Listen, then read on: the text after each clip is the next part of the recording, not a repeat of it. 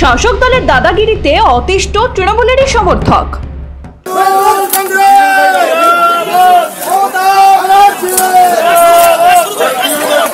এদের এই জায়গাটা ছিল, তুমি একটা সময় এদেরকে উচ্চশিক্ষিত দখল করে দিয়ে আজকে সেই জায়গাটা আমরা পুনরুদ্ধার করে আমরা টোটো স্ট্যান্ড করতেছি।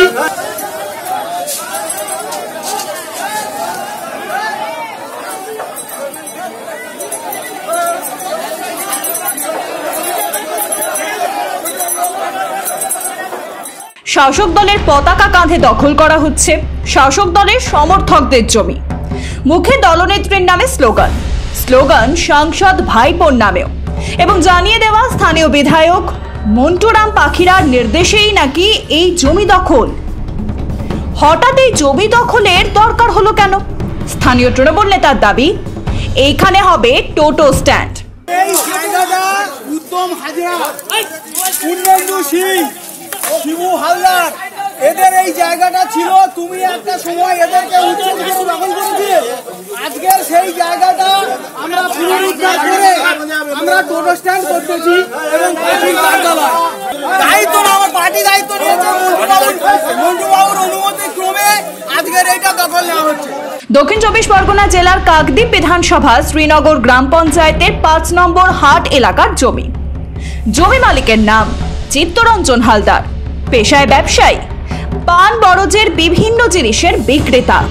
বাঁশের খুঁটি আর পাটকাঠির মজুত এই জমিতে রেখেই ব্যবসা করছেন দীর্ঘদিন। জমির দলিল তার নামে, তবু স্থানীয় শ্রীনগর পঞ্চায়েতের প্রধানের স্বামীর দলবল দখল করলো জমি। সেদিন তো আমাকে মারধর করে যা কিছু নষ্ট ফষ্ট এদিক ওদিক করে সমস্ত কিছু তছনছ করে দিয়েছে। আমার আনুমানিক অন্তত 50,000 টাকার মাল ওরা নিয়ে পালিয়েছে। আমি সব অভিযোগ থানায় জানিয়েছি, কোর্টে জানিয়েছি, এখন তার আমি প্রতিকার পাইনি। আজও আমার জায়গার উপরে এখনো চালা বেঁধে রেখে দিয়েছে। ওরা পরের কাছ থেকে কেড়ে এনেছে, নিয়ে একজনের দান করে দিচ্ছে, গিয়ে মহান সাজতেছে পার্টির কাছে। মহান দেখো আমি কিরকম নেতা, আমি এই জন্মলগ্ন থেকে পার্টি করতেছি। পার্টি কখনো কাজে লাগায়, কখনো লাথি মেরে সরিয়ে দেয়, সে ওরা বুঝবে পরে। এই দুই ভিডিও ভাইরাল, আর সেই কারণে চিত্তবাবুর মেয়ের বিরুদ্ধে লেলিয়ে দেওয়া হয়েছে জনা 5 মহিলাকে। পিছনে মদত স্থানীয় তৃণমূল প্রধানের স্বামীর বাহিনী। গত 1 তারিখে সকালে ওরা পার্টির মিছিল টিছিল নিয়ে এসে আমার জায়গা লুটপাট করে, আমার দোকানের এগুলো মালপাট ছিল, পাটকাঠি, বাঁশ, ওগুলো সমস্ত লুটপাট করে ফেলে দিয়েছে। পুরো ঘটনাটার আমি ভিডিও করি। ওরা যা কিছু বলছিল বা মালপাট লুটপাট করার যে পুরো ঘটনাটাকে ভিডিও করার দরুন ওরা আমার দিকে এখন 4-5টা মেয়ে, 6-7টা মেয়েকে লেলিয়ে দেওয়ার জন্য আমি কোনো রকম ওই স্থান থেকে ত্যাগ করে পালাতে পারলে বাঁচি, নাহলে আমাকে ধরলে ওরা প্রাণে মেরে দিত, এমন একটা সিচুয়েশন তৈরি করেছে। এই ঘটনার পর ফের কোস্টাল থানায় অভিযোগ দায়ের করা হয়েছে, কিন্তু কাজের কাজ কিছুই যে হয়নি। বহাল তবিয়াতে উঠছে নেত্রীর ছবি আর দলীয় প্রতীক লাঞ্ছিত পতাকা।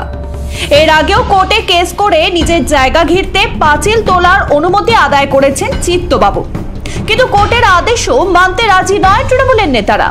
বন্ধ করে দেয় পাঁচিল তোলার কাজ। তারপর গোটা জমিটাই দখল করে নেয় তৃণমূল। কেন তারা এ কাজ করলেন জানতে চাইলে একজনের এক রকম বয়ান।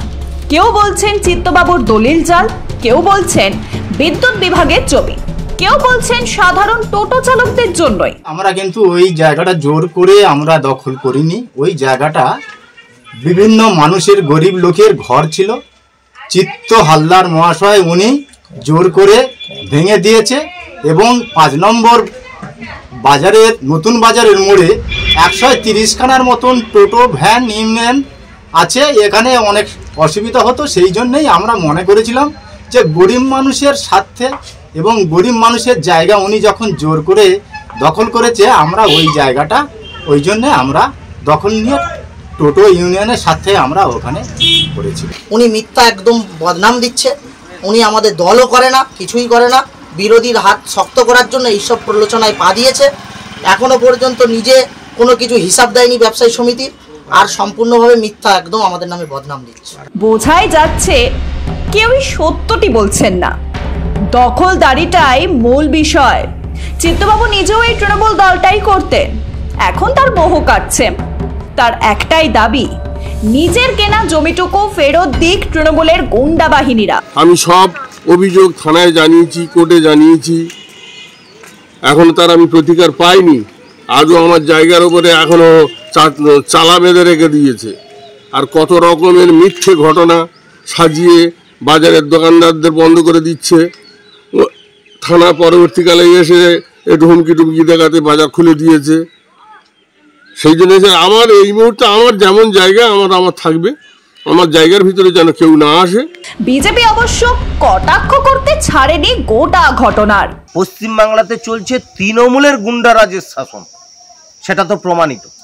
কারণ যেখানে কোর্টের অর্ডার থাকা সত্ত্বেও একজনের রায়তি জায়গার উপর তৃণমূলের দুষ্কৃতপ্রাপ্ত গুন্ডারা তার এমএলএর নামে জয়ধ্বনি দিতে দিতে এসে তার রায়তি জায়গাতে তৃণমূলের ঝান্ডা মেরে টোটো স্ট্যান্ড বানাচ্ছে, তাহলে আপনারা ভাবুন যে আমরা কোন বাংলায় বাস করছি, যে বাংলায় নিজের নামে দলিল, নিজের নামে রেকর্ড থাকা সত্ত্বেও তিনি বসবাস করতে পারছেন না।